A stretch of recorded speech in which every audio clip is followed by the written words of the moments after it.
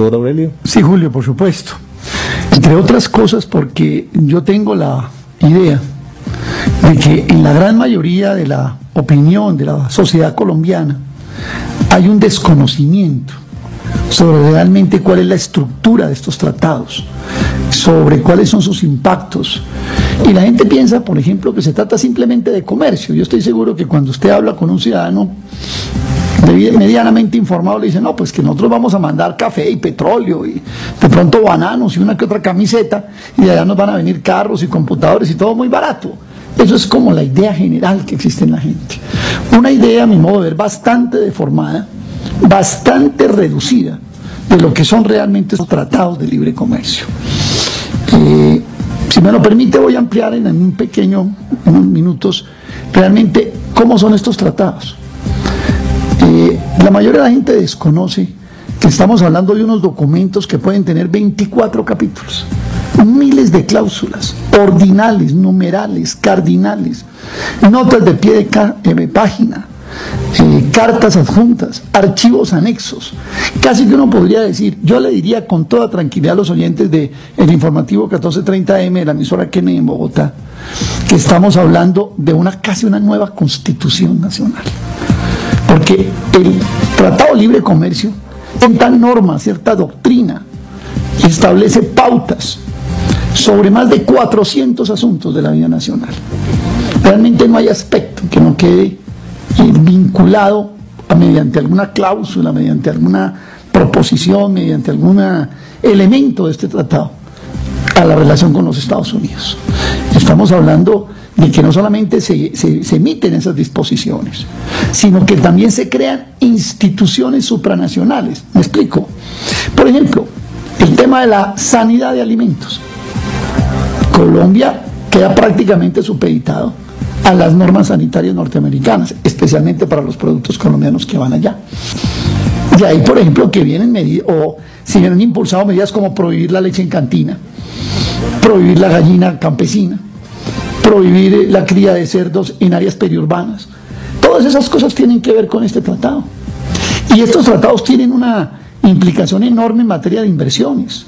Por ejemplo, Julio, las empresas norteamericanas que hoy prestan servicios en materia petrolera, minera o de servicios públicos domiciliarios o en la manufactura, en la industria, estas empresas no podrán ver modificadas las reglas, las normas, los impuestos, los tributos que hoy les rigen antes de que comience el tratado. Por ejemplo, hoy en Colombia una compañía norteamericana que pueda extraer oro, por decir algo, paga el 4% de regalías. Después del tratado no se le pueden subir esas regalías. Hoy hay unas gravámenes y hay unas disposiciones de tipo ambiental. A partir del tratado esas disposiciones no se pueden modificar.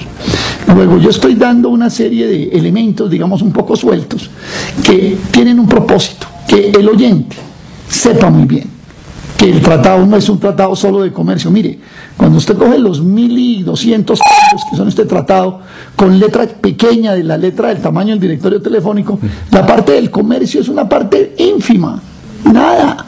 O sea, ¿cómo vamos a meter las camionetas y cómo nos van a traer los carros? Eso no ocupa más de 10 páginas en el tratado. Está mal designado el título de Tratado de Libre Comercio. Deberíamos ponerle otro. Bueno, sí, yo pienso que hay que reconocerle a lo que llamamos los neoliberales, que son los impulsores de todos este tipo de acuerdos, que tienen una habilidad especial para bautizar las cosas, ¿cierto?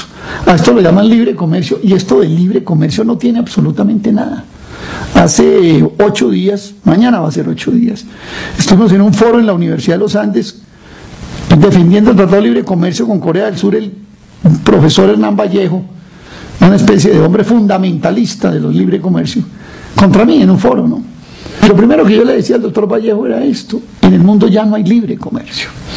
Aquí todo el mundo juega con dados cargados en el comercio mundial, excepto los países más pobres y más débiles, que se entregan de manera casi que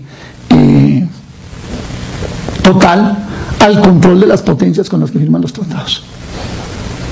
Este tema, doctor Aurelio, queremos ponerlo, digamos, en materia muy entendible para el pequeño y mediano productor. Por ejemplo, el impacto que pueda tener un TLC en aquel industrial, aquel que tiene la pequeña y mediana empresa. Por ejemplo, un zapatero que hace su fábrica, tiene su pequeña fábrica. ¿Podría él competir ante seguramente los grandes mercados, ante ya la inundación que tenemos, por supuesto, de productos, por ejemplo, chinos? Por supuesto. Que ha sido una situación muy compleja con unos precios que son difíciles de competir. ¿Cómo será el panorama para este tipo de empresarios, doctor Aurelio? Bueno, mire, Julio, lo primero que hay que anotar es que el tratado llega en un momento en el que el agua, por lo menos muchos sectores, ya lo tienen en la cintura. O sea, viene una avanzada de productos norteamericanos, cuando, como usted lo señala, por ejemplo, en el caso específico del calzado en Colombia, la mitad del calzado que los colombianos compramos al año ya se trae del extranjero, la mitad. O sea, cuando usted va por la carrera séptima, podemos decirlo de una manera simpática, el pie izquierdo se hace en Colombia, el pie derecho se hace en el extranjero. Ya la mitad del calzado que se produce en Colombia, que se usa en Colombia, es importado. ¿Eso va a aumentar o va a disminuir? A mi modo de ver, va a aumentar. Porque hay cosas que son muy importantes que la gente desconoce. Por ejemplo, en el caso industrial, a mí me llama mucho la atención para estos productos que llamamos de manufactura liviana, calzado, confecciones, en fin, que hay un capítulo que la gente no conoce. Colombia admitió con que a partir del 15 de mayo que comienza el tratado y sin que tengan que pagar ningún impuesto puedan ingresar a este país una gama muy amplia de productos que se llaman segundas, usados, remanufacturados, ¿cierto? Hay una gama ahí de productos industriales que son los que van a venir acá.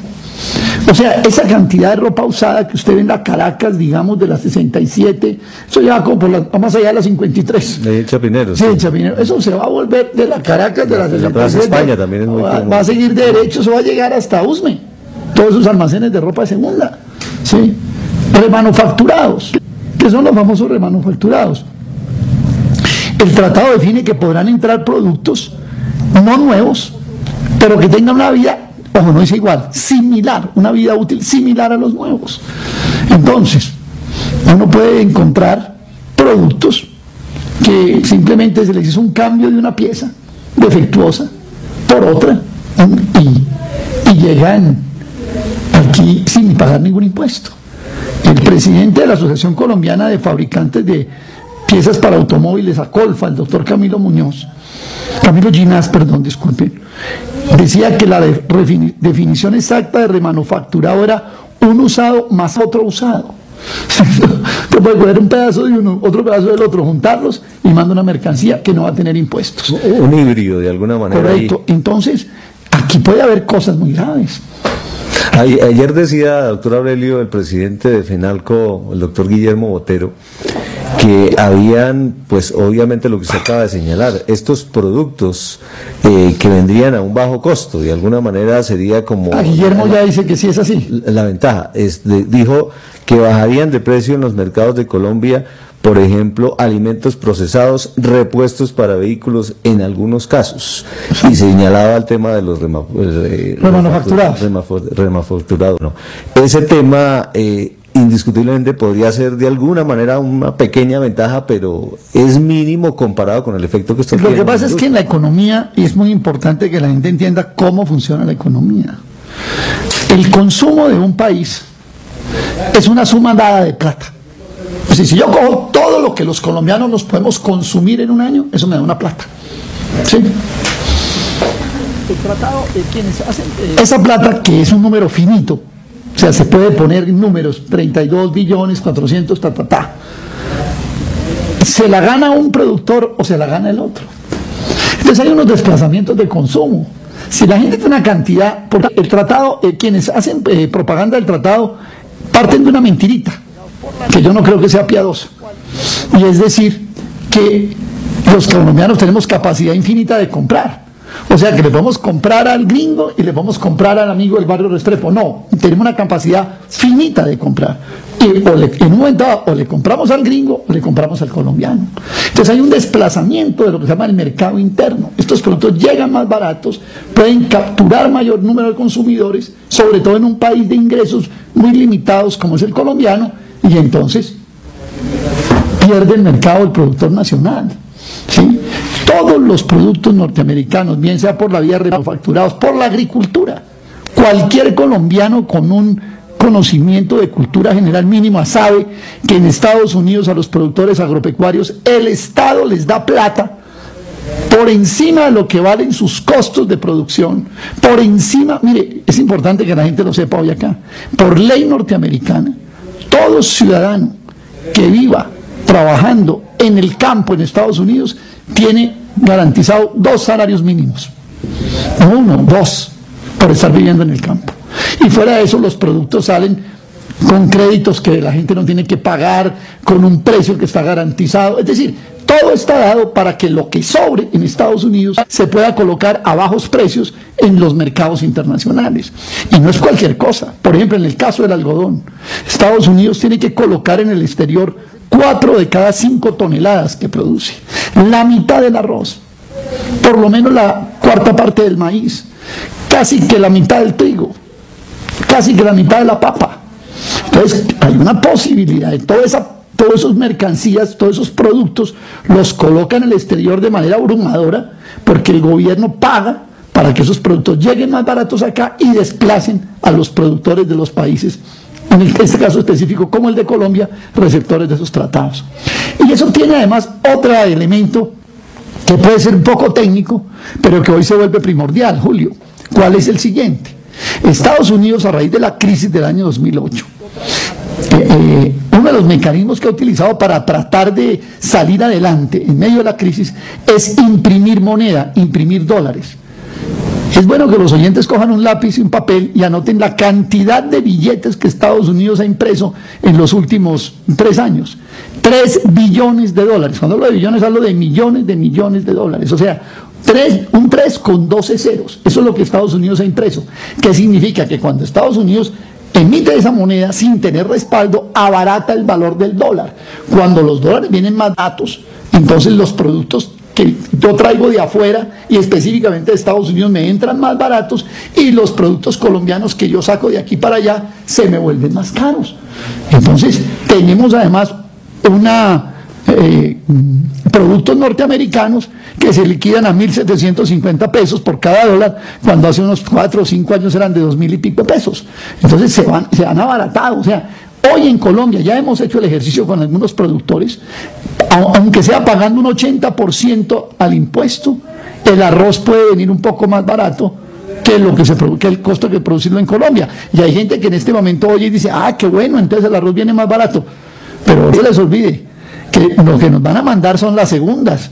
O es que Estados Unidos decidió: no le mandemos la comida buena a los niños de Chicago y mandémosela a los del barrio Kennedy de Bogotá. No es así. El tema, justamente hablando de estos productos de consumo, el tema del pollo, ¿no? Se dice que el pollo, pues, aprovechado en Estados Unidos, ellos usan las partes traseras, los cuartos traseros del pollo no los usan. Esos vendrán seguramente empaquetados y a un precio módico, pero ¿qué pasará también con el productor, aquel que tiene su industria en torno a ese tema, que tiene de alguna manera su empresa montada en torno a ese tema? Ahí hay un gran interrogante también, ¿no? Sí, lo que pasa es lo siguiente, Julio. La gente piensa que el pollo va a venir que viene como pollo barato. Resulta que es que, como en Estados Unidos, la parte fundamental de consumo del pollo es la pechuga. Las otras partes del pollo, las vísceras y los cuartos traseros, o sea, los muslos, se consideran en Estados Unidos desperdicios. Entonces no entran como carne de pollo, sino como desperdicio. Y Colombia admitió que el capítulo de desperdicios, vuelvo y le digo, desperdicios, desechos, remanufacturados, segundas, ¿cierto?, saldos, todo eso entra sin 0 arancel, o con 0 arancel, o sea, sin pagar nada, a partir del primer año de vigencia del tratado. Entonces es indudable que esa parte del pollo va a venir seguramente inicialmente como un pollo un poco más barato. Pero la gente tiene que tener una visión completa de la economía. No puede ver solamente una parte de la economía. Un pollo que viene barato, un pollo norteamericano que es comprado por un consumidor colombiano, es un pollo que ya no se compra de los pollos que se producen en Colombia, porque los colombianos tampoco tenemos una capacidad infinita de comer pollo, nos comemos hasta un límite, lo que sobre ahí alguien lo pierde. Creemos que en esas condiciones puede llegar a perder los productores colombianos. Cuando un productor colombiano no puede tocar el pollo, pues los créditos que ha contraído para poder hacer esa producción no los puede pagar.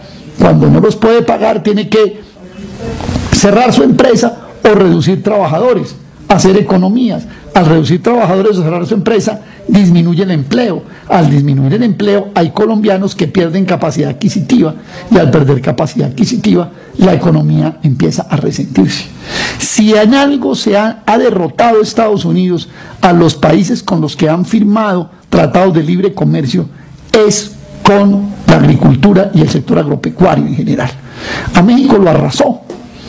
México hoy tiene que traer la mitad del maíz que consume de Estados Unidos. Y estoy hablando que el maíz es originario de México, como lo saben las personas que han estudiado alguna historia de las especies vegetales. ¿Usted se acuerda de la famosa gripa porcina?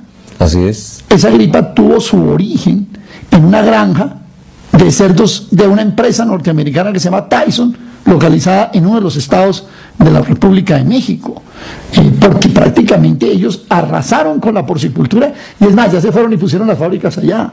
La avicultura lo mismo, la ganadería. Me hablaba un ganadero mexicano una vez, Julio, de que para que en carne hubiera podido haber consumo, tienen que llevar manadas de ganado del sur al norte del país. Casi que se vuelve una ganadería casi que trashumante, como en la época primitiva, ¿cierto? Porque es incontenible ese empuje de la agricultura norteamericana. Un pequeño dato para esta respuesta. Los estudios que se han hecho, los estudios oficiales, no los que ha hecho Aurelio Suárez en la oficina de él, ni unos amigos míos, ni unos primos en un Juan de Villar, no. Los estudios que se han hecho por el mismo gobierno muestran que en este tratado las ventas de Colombia a Estados Unidos crecerán mucho menos que las compras que Colombia le da a Estados Unidos. Y a Estados Unidos, en esta situación de crisis, eso sí que le conviene: ganar nuevos mercados, poder encontrar nuevos consumidores que hoy consumían de otro lado. Ese prolongar de alguna manera, doctor Aurelio Suárez, la hegemonía del poder norteamericano sobre estos países que ya de alguna manera andan quizá casi que arrodillados ante este imperio, ¿no? Pero cuando uno va a la ley norteamericana, estos tratados de libre comercio los tiene como un tratado más de comercio. Pero esos tratados de comercio yo leí en la ley norteamericana, en lo que ellos llaman la Trade Act, en las leyes de comercio.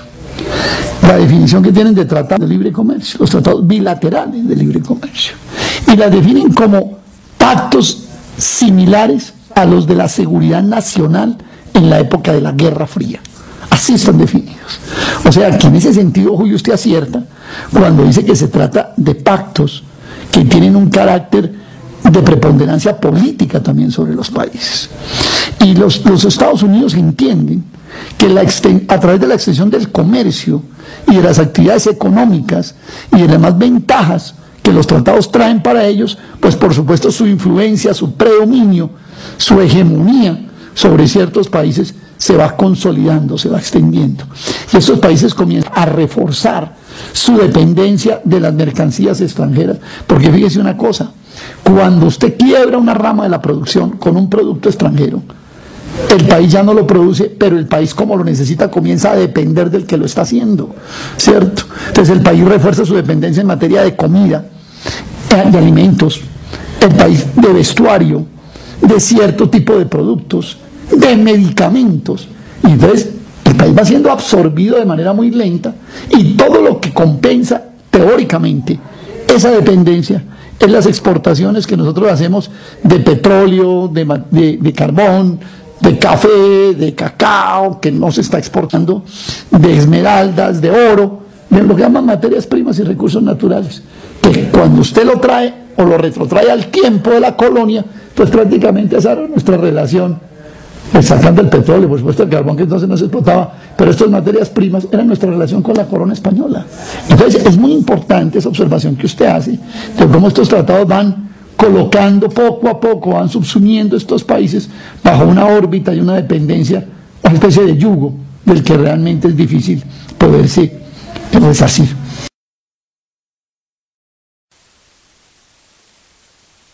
Tengo la exclusividad para solamente, bien sea de manera directa o indirecta, autorizar la fabricación del mismo. Hombre, y uno puede entender ese criterio, digamos, en el caso, por ejemplo, de un diseño industrial, ¿no? O de una obra musical, incluso literaria.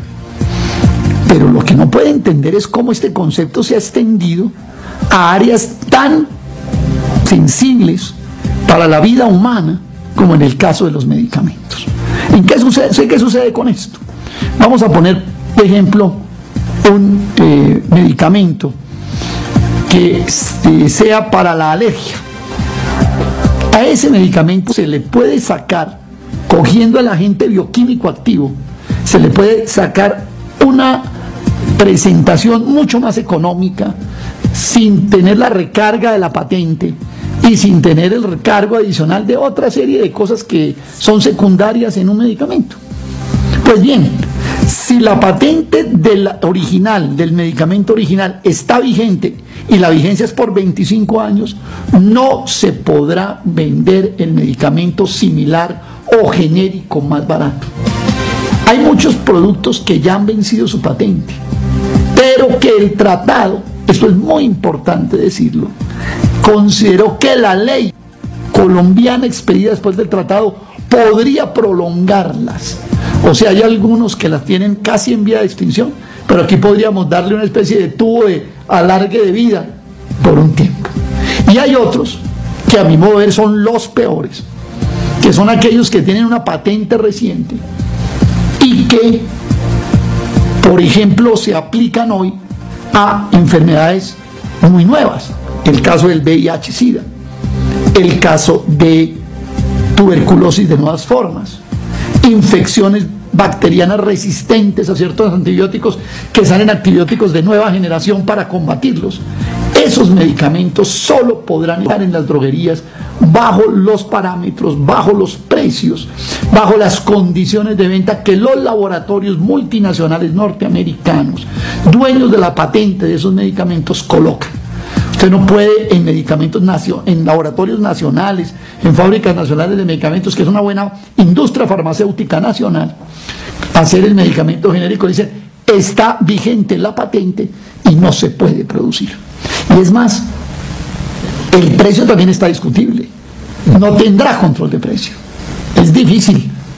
Ya la Asociación de Fabricantes de Laboratorios Multinacionales le mandó al gobierno nacional, yo tengo una copia de esa carta, en la que le dice, usted nos coloca control de precios de estos medicamentos, lo llevamos a un tribunal internacional de demanda. Porque es muy importante conocer que estos tratados también tienen un mecanismo para que los inversionistas y los comerciantes y los negociantes, en este caso específico norteamericano, tengan la posibilidad de demandar al gobierno colombiano en unos tribunales internacionales, no aquí nacionales, cuando sientan que medidas del gobierno afectan sus planes de negocios.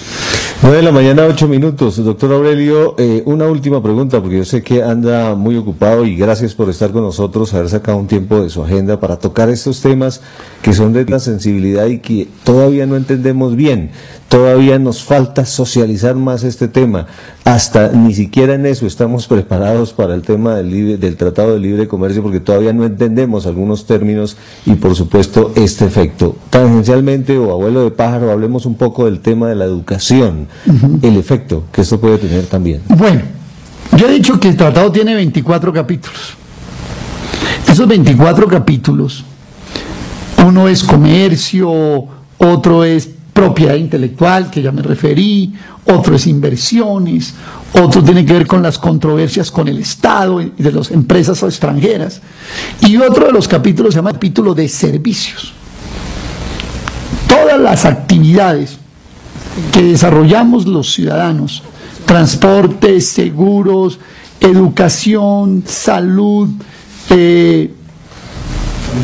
seguridad social, servicios profesionales, ese tipo de servicios quedan también reglamentados en el trabajo, en el tratado. Entonces, Colombia, ¿qué fue lo que hizo? Colombia le admitió, con muy pequeñas excepciones, a los empresarios norteamericanos que puedan prestar esos servicios aquí en Colombia. No es lo mismo que pasa en Estados Unidos. Cuando usted es profesional de arquitectura y para prestar sus servicios en los Estados Unidos, ahí le dicen en el tratado que sí, pero como Estados Unidos no es un país unitario, sino un país federal, entonces ya después le toca estado por estado conseguir la anuencia del respectivo estado, incluso de la asociación de profesionales de esa rama en ese estado, lo que llaman los gringos el board, y entonces eso, para que usted lo homologuen, como se dice técnicamente, para poder prestar sus servicios en el exterior. Muy fácil. Por ejemplo, ahorita en Colombia incluso, fíjese usted lo venenosas que son las leyes. Se habló de la famosa ley antitrámites y que qué bueno que sacaron los trámites. Uno de los trámites que sacaron fue la rapidez para homologar la prestación de servicios de extranjeros en Colombia. Ahí llevó por adelantado los servicios norteamericanos, que se les va a facilitar enormemente competir por la prestación de servicios en este país. Estamos hablando de la educación como una mercancía. Estamos hablando de la educación como una mercancía, y yo me temo, y quiero comentarle, Julio, que en un debate cara a cara en la Cumbre de los Pueblos entre el señor viceministro de Educación, el doctor Javier Botero, y yo, le demostré que el Tratado de Libre Comercio casi que sigue manteniendo la educación con ánimo de lucro. Él me leyó un parrafito del tratado que dice: ningún país le impondrá al otro cierto tipo de educación. Esa no es una suficiente aclaración. Quiere decir que si no le impone, quiere decir que le admite cualquiera. Y dentro de las que le admite el ánimo de lucro. Es muy importante que los oyentes, Julio, sepan que estos tratados están redactados por abogados norteamericanos expertos en las trampas, en el lenguaje ambiguo, en el lenguaje oculto, que permite a través de allí generar y abrir brechas, caminos de inversión, de negocio, en cada una de esas cláusulas. Cada una de esas cláusulas es un negocio. Eso es importante que la gente lo tenga claro. Y otras son para proteger el negocio. Entonces, en Colombia podrá prestarse servicio de educación superior o de educación de cualquier nivel a través de empresas extranjeras con ánimo de lucro, según dice el tratado. ¿Cómo sería eso? Eso es lo que se está discutiendo. La famosa ley que implementaría eso. Una buena forma de dejar, digamos, el tratado como letra muerta es casi que impedir sin ley o hacer una ley que lo contradiga. Yo me temo que incluso el segundo camino puede ser un poco, a mi modo de ver, más riesgoso todavía. En el tema del Tratado de Libre Comercio, Julio, y en la cuestión educativa, no puedo dejar de mencionar un elemento que se ha convertido en un instrumento de educación, que son los llamados dominios de Internet, el Internet. Si yo le digo ahora, Julio, ¿usted qué medicina puede haber, qué tratamiento puede haber para la artritis? Usted mira, digo, vamos a Google, ¿cierto? No, sí, y bajamos allá una página. Muchas de esas páginas con el tratado van a cobrar por acceder a ellas. La ley SOPA. La ley Lleras, que se llama aquí en Colombia. La ley Lleras, ¿cierto? Esa ley fue la que implementó la posibilidad del cobro para descargas de dominios de Internet. Y adicionalmente cosas tan graves como esta, que también tienen que ver con los medicamentos que usted me pregunta y con la educación. Colombia le va a permitir a las empresas norteamericanas multinacionales, especialmente farmacéuticas, que plantas o animales, especies vegetales o especies animales, que pueden generar materias básicas bioquímicas para producir medicamentos, puedan ser patentadas. Colombia le dio acceso a la biodiversidad tropical del país a las empresas multinacionales norteamericanas. Le reglamentó, le dijo, usted puede acceder, usted llega y coge eso, lo puede comprar, le puede pagar a la comunidad donde, el territorio donde la extrajo ese bien vegetal o animal, y puede a partir de esa molécula desarrollar medicamentos sin que haga partícipe a esa comunidad de los beneficios que se deriven de los frutos de la venta, de la comercialización de ese producto. Y hay una cosa con la que no me podría ir sin terminar, Julio. Yo quiero dejarle una tarea a todos los oyentes del informativo 1430M. Vayan al Tratado de Libre Comercio de Colombia con los Estados Unidos, que se consigue en la página web del Ministerio de Comercio Exterior, y miren la definición de territorio, cómo definió Colombia su territorio. Y vayan a la Constitución, está creo que en el artículo 2 de la Constitución, cómo define la Constitución nuestro territorio. Y va usted a ver cómo, Julio y oyentes, el país entregó la mitad de su territorio en esa definición. Colombia, cuando dice el territorio nacional en el tratado será, elimina la plataforma marina y submarina, el mar continental, elimina el espacio geodésico, ¿cierto? Y elimina la órbita geoestacionaria. Eso le va a permitir a los norteamericanos atentar incluso en un momento dado con la presencia de las ondas hertzianas en el espacio geodésico, poder colocar satélites en la órbita geoestacionaria sin que eso implique nada para el país ni costos para ellos, poder acceder a medios de comunicación prácticamente de manera gratuita o a muy bajo costo en redes de instalación. Lo que se hizo fue una entrega enorme de soberanía nacional. Y una última, Julio, sí, que es que no me puedo ir sin que demos el plato completo. Sí, claro. Esto es muy importante que lo sepan sus oyentes. Colombia le firmó a Estados Unidos en varios capítulos lo que se llama la cláusula de nación más favorecida. ¿En qué consiste la cláusula de nación más favorecida? Consiste en lo siguiente, en que si Colombia, en cualquiera de los tratados que firme, por ejemplo con la Unión Europea, con Corea del Sur, con Turquía, con Israel, con China, con Venezuela, le concede ventajas a esos países superiores a las que le concedió a Estados Unidos, inmediatamente se le trasladan a Estados Unidos. O sea que si usted firma un tratado con Venezuela, que es muy generoso con Venezuela, pum, inmediatamente en todas esas cláusulas que tenga nación más favorecida, se le trasladan inmediatamente a Estados Unidos. Es decir, siempre que negociemos un tratado, vamos a tener un gringo al frente. Un efecto dominó de alguna manera. Vamos a tener un gringo al frente negociando. Ahí va a estar sentado un norteamericano recibiendo lo que no recibió en este tratado.